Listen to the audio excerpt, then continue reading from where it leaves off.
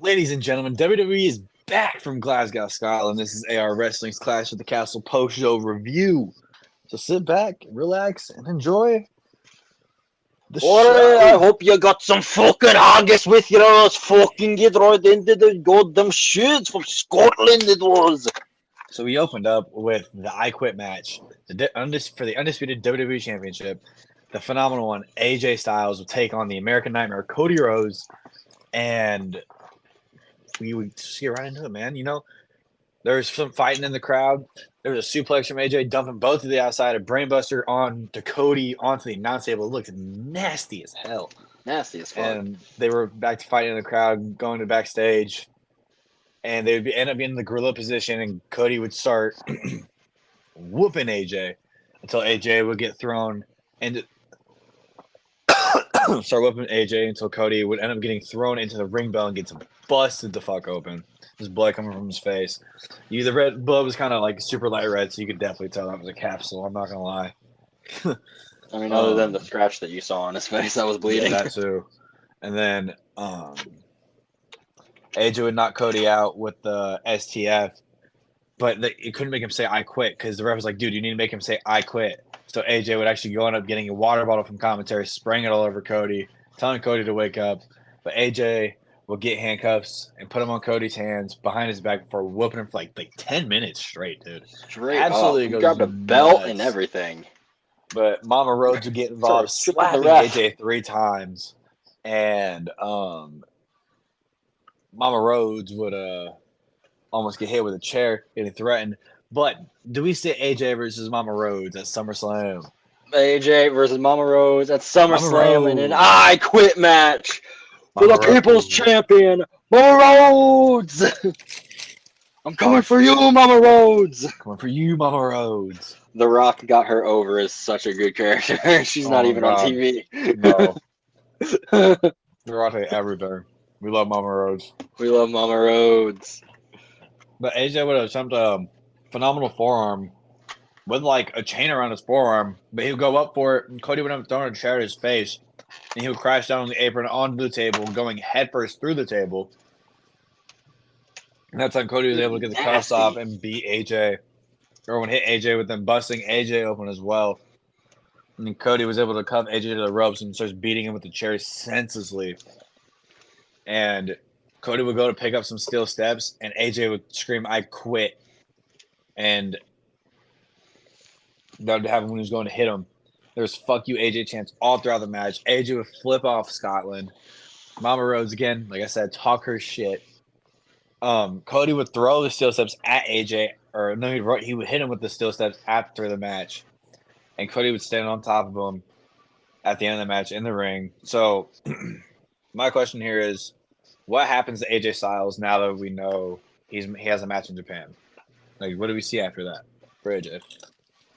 To be honest with you, I've thought about this for a little bit, and with this whole TNA partnership, I wouldn't be surprised if AJ went down back to TNA for one more world title run with their belt.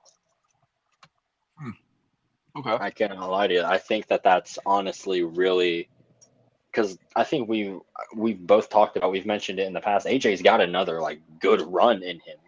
You know, he's not done yet. Too. He's still got a little bit left in the tank, and both of these matches with Cody Rhodes proved that very much. Oh, agreed. So I could honestly see him maybe going to TNA, winning their world title, and just maybe in a small little bit of an invasion angle where he just holds their top belt hostage as the outsider until someone dethrones him. So my question for you is, do you do that AJ Styles versus Nick Nemeth? Oh, hell yeah. AJ Styles versus Nick Nemeth, or hell, Mustafa Ali's there too. Hell yeah, I would like both of those, honestly. Hell yeah. Love to see Nick Nemeth get an opportunity like that. Especially after the fucking shit hand he got dealt in WWE. Agreed, yeah, that was fucking awful. Yeah, I was really upset about that. But, yeah, anything else? What happened after the match? Yeah. I can't really get into that. I was typing some shit out because I forgot to type it. Oh, yeah, you're good. You're good. Sorry. But, yeah, we would end up seeing Cody walk back onto the top of the ramp, like top of the ramp, quote unquote. and Solo walk out and stand by Cody, and then the Gorillas of Destiny, Tama and Tonga, would attack Rhodes, and then Randy Orton and Kevin Owens would come to save Cody Rhodes. But after they save him, Randy was staring hard at the championship. Hell yeah. That's what I was wanting to get Staring into because I wanted to hard. ask you if you think Randy's going to be positioned as Cody's next title challenger now that Dude, he might be done with AJ. Yes, I think I can see that, and it happening at Summer. Like there's a series of matches, and it ends up at SummerSlam, and we see Cody, fight Randy. But it's kind of interesting because Randy could align himself with Cody and kind of not recreate, but make a new stable with him and Owens, as once was Cody or Randy was a champion at one time and Cody was behind his back. Now Cody's a champion and Randy's behind his back.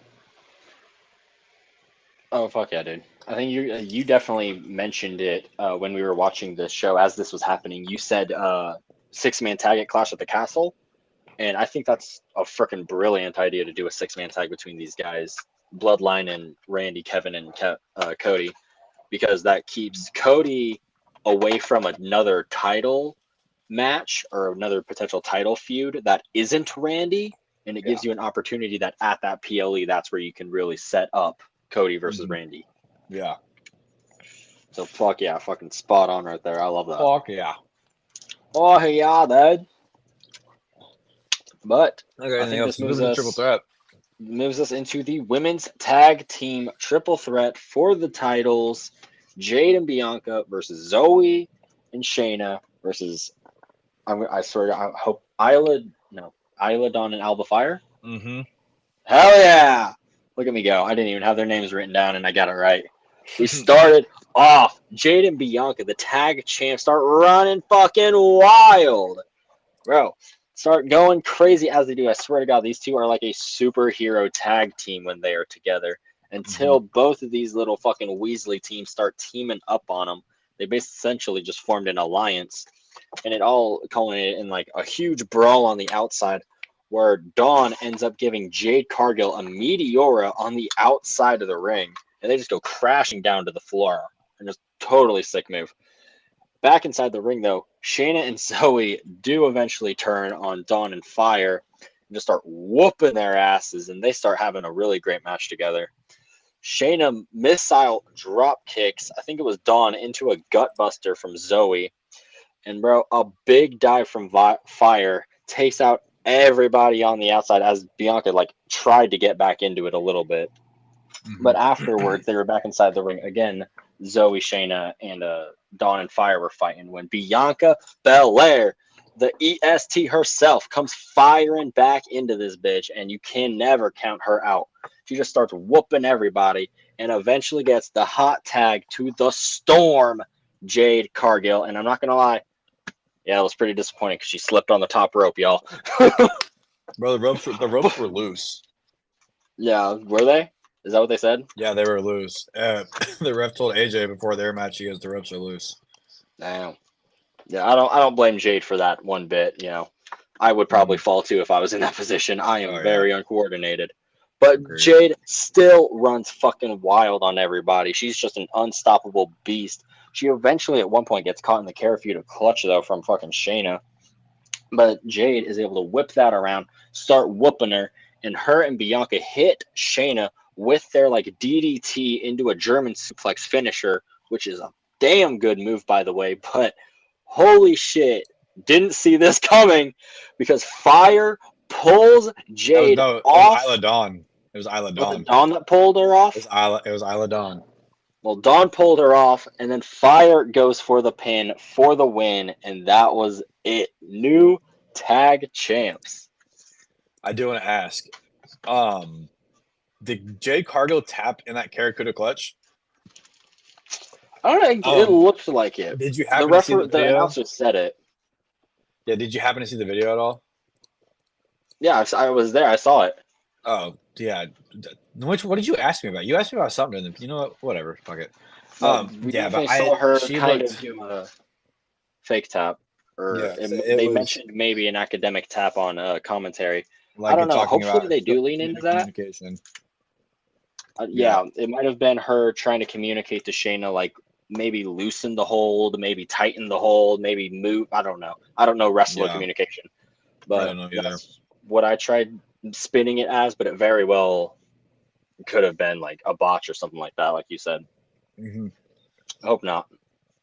But let's get into But the yeah, that moves us on from that match. Let's get to the Intercontinental Championship match: Chad Gable versus Sami Zayn. During Sami's entrance, the decibel reader jumped from 77 to 103, like almost instantly. It was insane. Yeah, as they were singing his song. Mm-hmm. And Sami would talk to Otis and Maxine in the match, but there's a lot of grappling in the match, and Sami would talk to, like I said, talk to the Alpha Academy outside of the ring. And Gable would start targeting Sami's ankle and shoulder. Sami would bounce off the ropes for a moonsault, and Chad would counter one of his top rope dives with a beautifully connected drop kick and tries getting momentum, but he would absolutely eat a Michinoku driver from Sami, and Gable would powerbomb and perform a diving headbutt onto Sami. And Gable would start trading. They were trading not like suplexes, but they would start going around each other's waist. And Gable got suplexed and land on top of his head. And Gable would then tell Maxine to hit Sami with the title belt, but when she doesn't, he would yell at her. Sami would start running at Gable. When Sami got him into the corner, he would he almost get Maxine with a Helluva Kick, but Sami would later end up missing Helluva Kick and gets hit with a Chaos Theory, and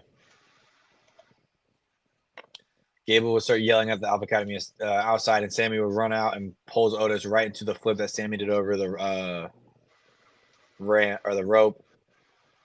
Gable would moonsault Otis and Sami, and on the outside, Gable would end up getting thrown into Maxine, who has a bum ankle. She'd end up having a bum knee now, and this would kind of set up Otis getting upset and getting in between Maxine and Otis, and then Otis is getting ready to beat the shit out of Gable, which he wouldn't in the end. He'd end up picking Maxine up and distracting Gable, and Sami would hit the Helluva Kick for the win. But we would cut to Chad Gable visibly pissed off in the ring, like he's just done. That face. I think this is where we see Park Academy now. I think this is where it happens. I think it happens honestly tomorrow. Mm-hmm. Yeah, I got this one wrong. I had Chad Gable winning this match, and I'm pretty surprised. I really thought that this was the time that they were going to put the belt on Gable, but we both got the tag team championship match wrong too. Mm-hmm. Yeah, I think everybody in the world got that one wrong. Oh yeah, I was not expecting them to actually win that match. Mm-hmm. But after this Gable and Sami match, we're moving to Kathy Kelly talking with the new tag champs about their win in Scotland. They're all excited. It means a lot to them because it's in their home country, first tag team championship since I think NXT maybe. They're just really excited about the win and all that. Oh yeah, good for them. Hometown win. Go ahead. Oh no, I was done. No, I was just gonna say hometown win.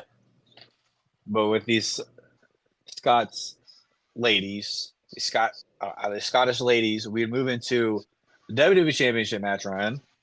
Bayley, Piper Niven, with Chelsea Green at ringside, which was the fucking highlight of this match for me, I swear to God.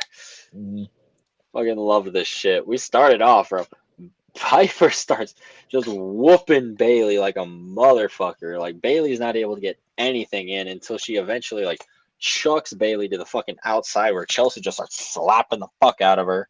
And literally throughout, even after that, she kept getting involved with the match until the referee eventually throws her out of here. I think it was Charles Robinson, which is the best referee ever.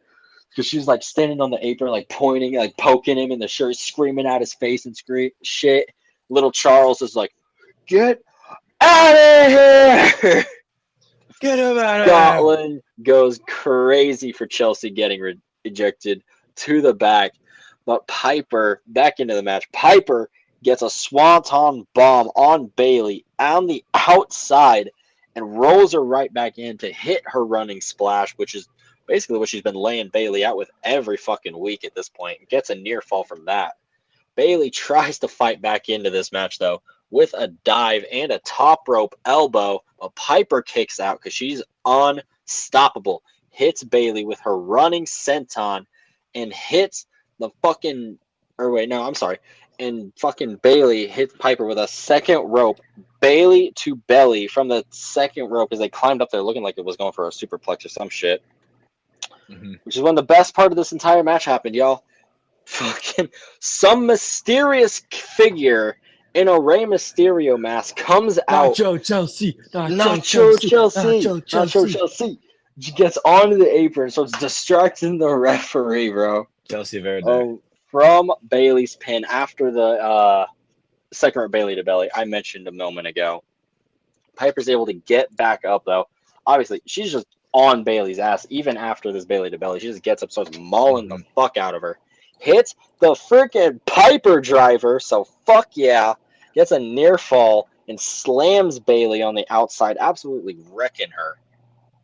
But then back in the ring, still, Piper's not letting up. Like, this entire freaking time, Piper is on Bailey's ass, and she eventually, like, picks her up, and it looks like she's going to carry her into the corner. But Bailey, being the veteran of this match, is able to twist her legs up to Piper's shoulders, flips her over for a crucifix driver, and keeps the hold on for a pin and gets the win with that move and not a finisher of any sort. And after this match, Bailey was just lying there. She was fucking done. Like, you could tell, like, she was selling this match like hell. She had just gotten her ass whooped by Piper. Bro, Bailey is a very good performer, and I would love to see her stay. I don't want to see her go anywhere. I want to see Mercedes back, to be honest. Oh yeah, me too. Especially with everything she's doing in AEW. Trust me. No matter what anyone says, it's not that fucking impressive. Fuck y'all. I watch the shows. Talk your shit, King. Yeah. I would love everything Bailey's doing. I wish they would do more. Honestly, I just wish they would do more with Bailey. Like, she's not posted on any of the posters ever. She was given the co-main event of this, which was well deserved. And she's on the Money in the Bank one too. So is AJ and Ricochet and Seth Rollins. I just want to point that out. She's on it? Yeah, she's on the. Oh hell yeah! She's on the poster for it. Finally, she got onto a poster. Yeah, for real. Let's go, Bailey. Let's go, Bailey. Hey, Bailey.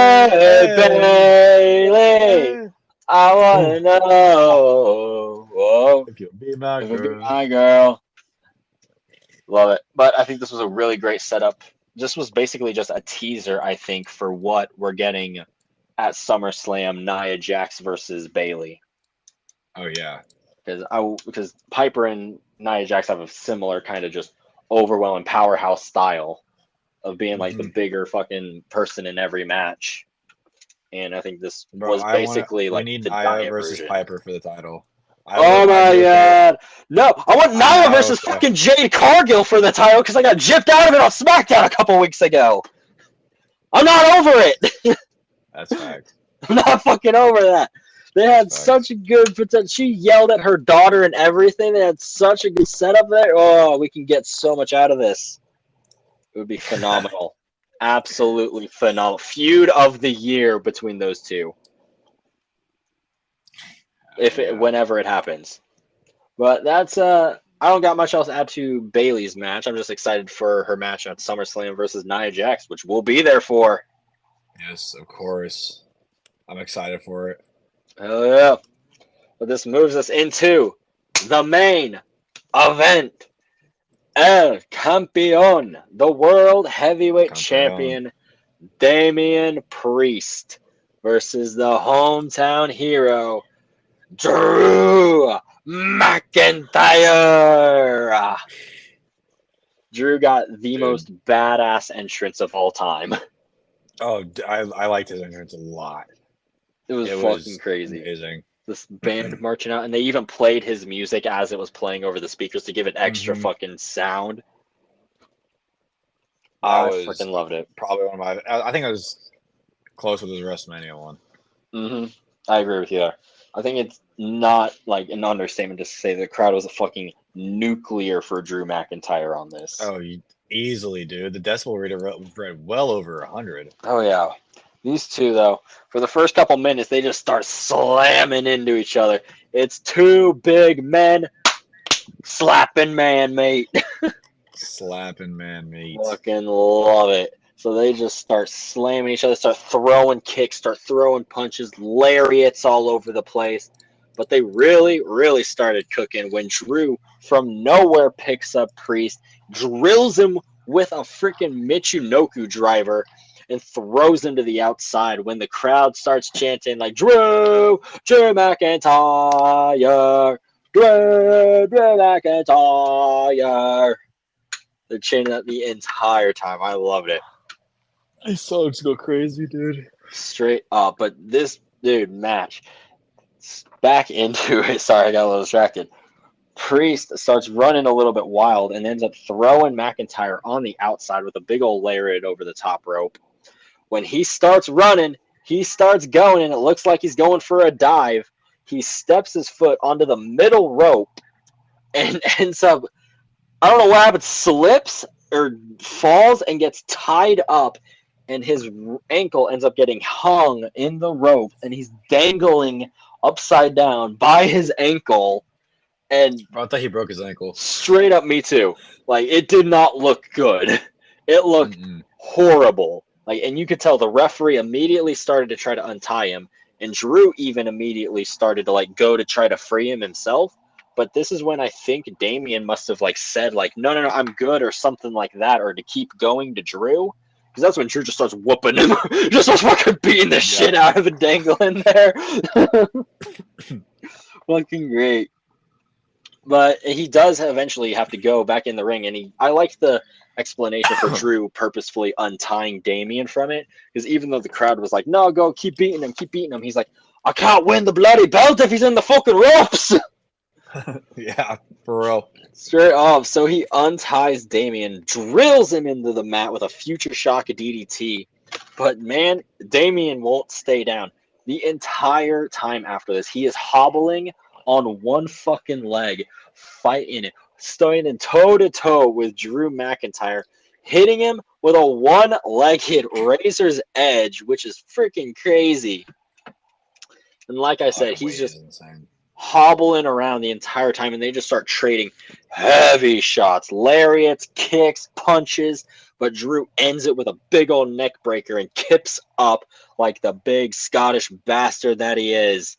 But Damian rolls out of the ring, and Drew claymores his ass through the fucking barricade. God damn. I love this match. I'm not going to lie. This match went fucking hard. This match was fucking nuts. Straight up.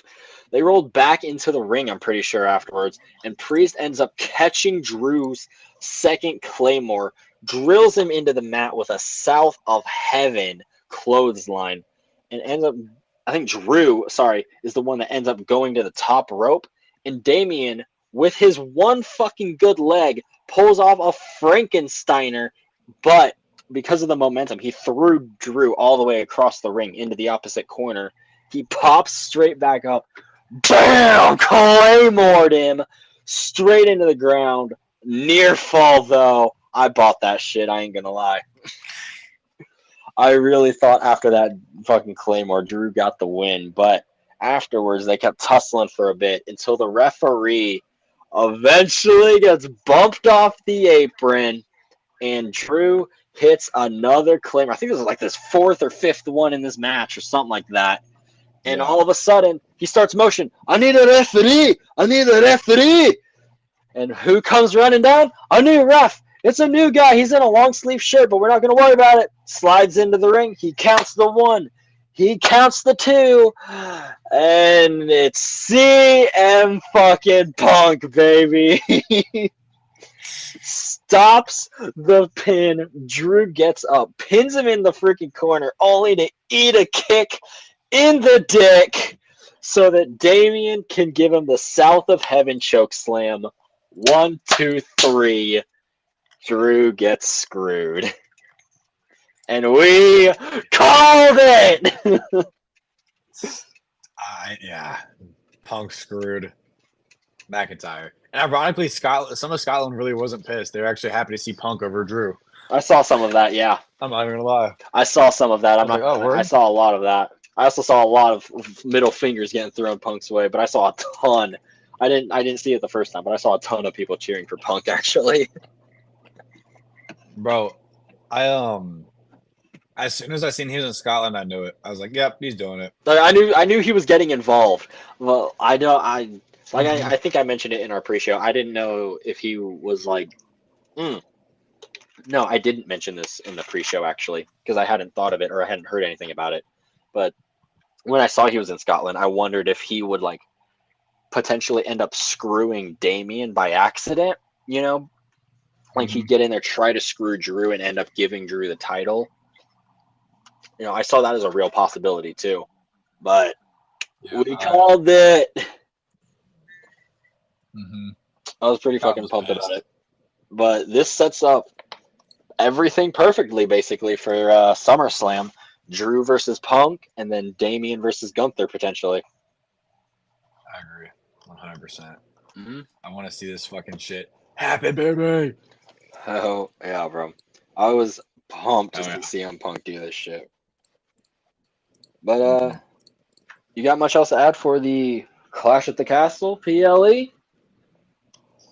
You think? No, but I will say that was a banger of a PLE. It was a banger of a PLE. Who do you think might challenge for a Priest's title at Money in the Bank, if assuming he's going to have a title match there?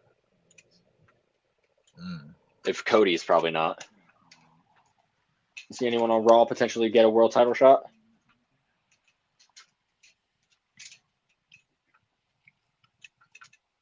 No, but I do see Finn Balor winning the Money in the Bank. That'd be fucking crazy. Yeah, I want to hear right now. What's your early Money in the Bank winner predictions for both sides?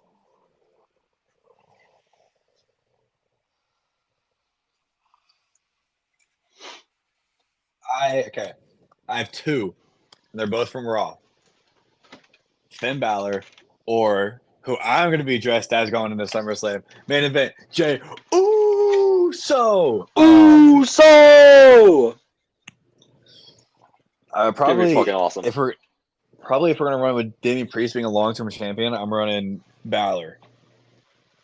But if we're gonna run someone who deserves this hype and everything, or not deserves, but he's trying to get this hype to be really in main event, he's really getting his title shot whenever he wants. Jey Uso. Right. Straight up. And for the women's side, I think I already know. I think we both got the same. It's Tiffy time. It's Tiffy time. That, or honestly, I'm not gonna lie to you, I could see Bianca. Really? I could see Bianca.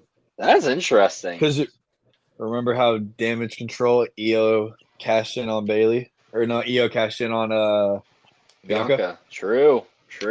We could run back SummerSlam. We could. That'd be crazy as fuck if Bianca cashes in like that.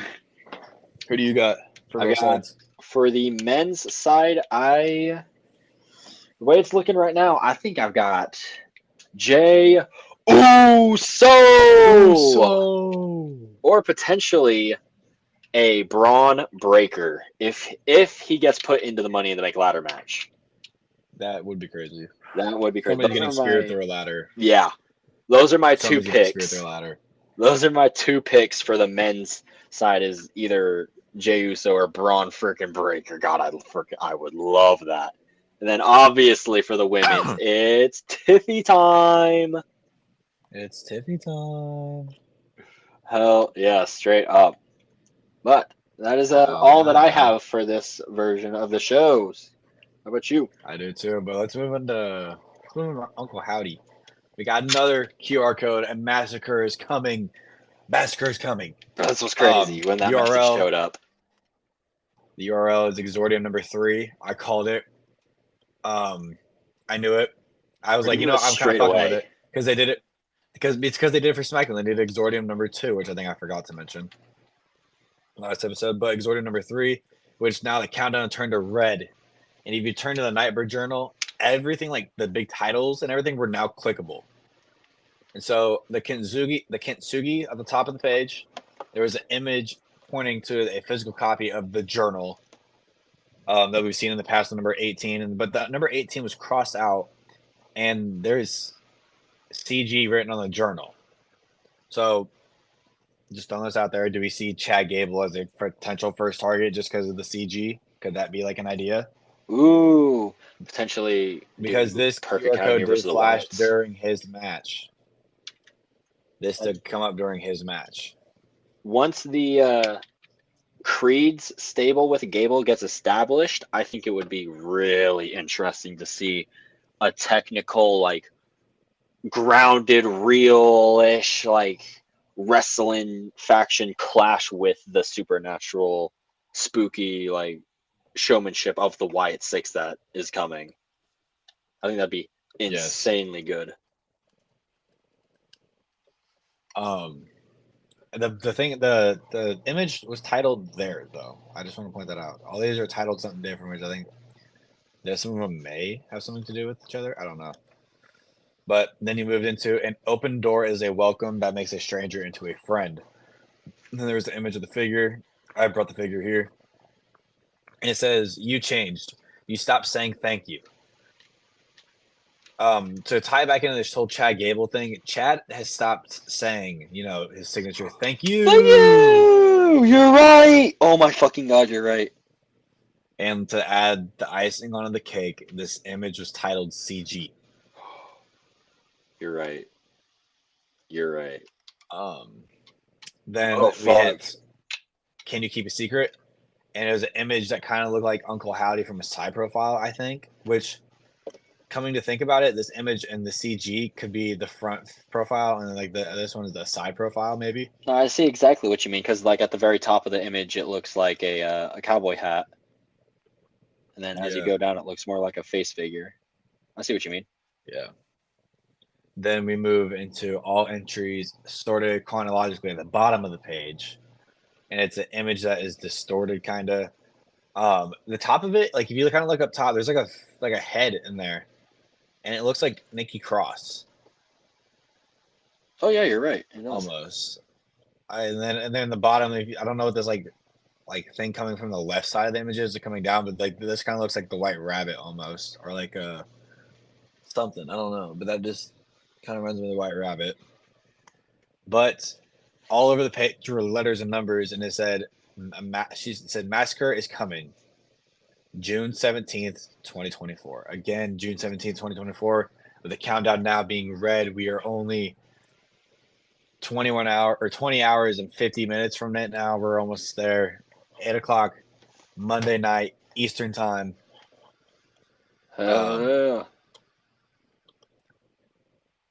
Texas.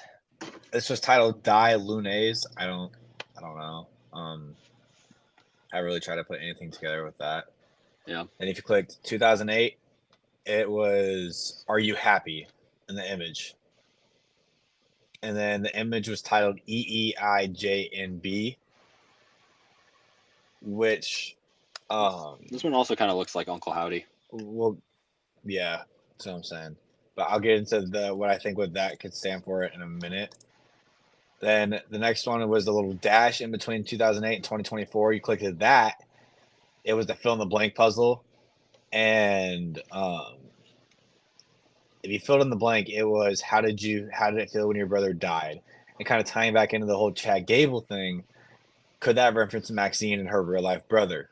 Or could it be the death of her kayfabe brother, Max Dupree, who is currently LA Knight and The Fiend's last opponent? Oh, you're not wrong there. That could be pretty interesting. And then this one was titled Question. And then when you clicked 2024, it said every ending is just a new beginning, and then it was like every ending pasted a bunch of times, and it's painted a bunch of time or pasted a bunch of times, and then a new beginning pasted a bunch of times, and it was titled "Are You Happy?" And with going back to the 2008 clickable link EEIJMB, every ending is just a new beginning. Is what I was seeing. I seen something like X or something like that. Oh, I thought that was a pretty interesting shit. theory on it. That's That's what I'm right. saying. I think it's a pretty interesting theory. But all the journal entries have been updated. There's letters and symbols at the bottom of each page, and it spells out URL Are You Happy? So if you type that in www.com/Are You Happy, and if you can type literally anything into this blank. I typed in Bray, and the video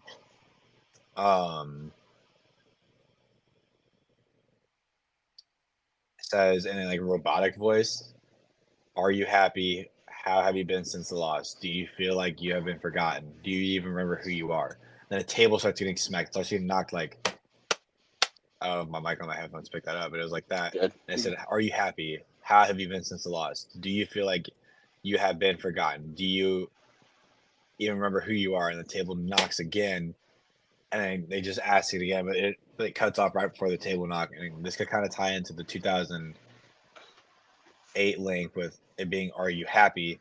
Which now I'm thinking more also is that this could be talking about Maxine, or to really be honest about it, like with the whole fill in the blank puzzle as well, it could be really talking about Brett or Bo Dallas or Taylor Rotunda could be talking about him and talking about how he's been since Bray's passing. That's really interesting. I think it'd be really cool to see something like them really go after the Alpha Academy, like you mentioned there. Like it seems like they're talking about Maxine. Like when you talk about them going after like their brother and the loss and Are You Happy and shit like that, and the CG and the you don't say thank you anymore. Yeah, I think it could be a good, interesting start on something new. I think it could. I think it'd be. Maybe it could be something like Chad has the Alpha Academy in the center of the ring, and he's berating them and yelling at them the entire time because of what happened at Clash at the Castle. And then the lights all go black, and that's when like the White Six comes out to essentially like save the Alpha Academy from Gable because of how abusive he is, and they take on this role of like the Alpha Academy is like the outcasted, like kind of forgotten, like pushed aside, abused by Chad Gable, so they're like, let us heal you and shit like that. You know what I mean? Like Uncle Howdy goes like, look how I healed Nikki Cross, look how I healed Dexter Lumis, look how I healed Joe Gacy. I can heal you, Maxine Dupree. I can heal you, Akira Tozawa. I can heal you, Otis. Ooh. Now you're getting into something spicy. That maybe. Get into something like that, where that's kind of their somewhat motive is to go around to the roster members who are forgotten, not treated the best, not given what they deserve, and they can be like, let us give you what no one else can and let us save you, essentially. Are you happy? You know, like that kind of, like what everything they're teasing here. Yeah. You picking up what I'm putting down? I got that. Oh, yeah, I'm picking up what you're putting down. Ooh. It's kind of the idea that I'm cooking with in my head right now. Spicy. My spicy margarita Piper Niven. Oh, Jesus. That's all I got for Uncle Howdy, though, Ryan. You got anything else? I'm fucking pumped for this shit tomorrow. It's going to pop off. I'm freaking excited. Mostly because I have no idea what they're really going with, but we got some ideas with what they could potentially go with. Man, I got goosebumps just thinking about it. I do too. Yeah. But thank you, everybody, for listening to another episode of the AR Wrestling Podcast, where on this one we reviewed Clash at the Castle in Glasgow, Scotland. Follow us on Twitter at AR Wrestling _ and Instagram at AR_Wrestling _. Thank you, ladies and gentlemen. Thank you. And we will catch you all next time.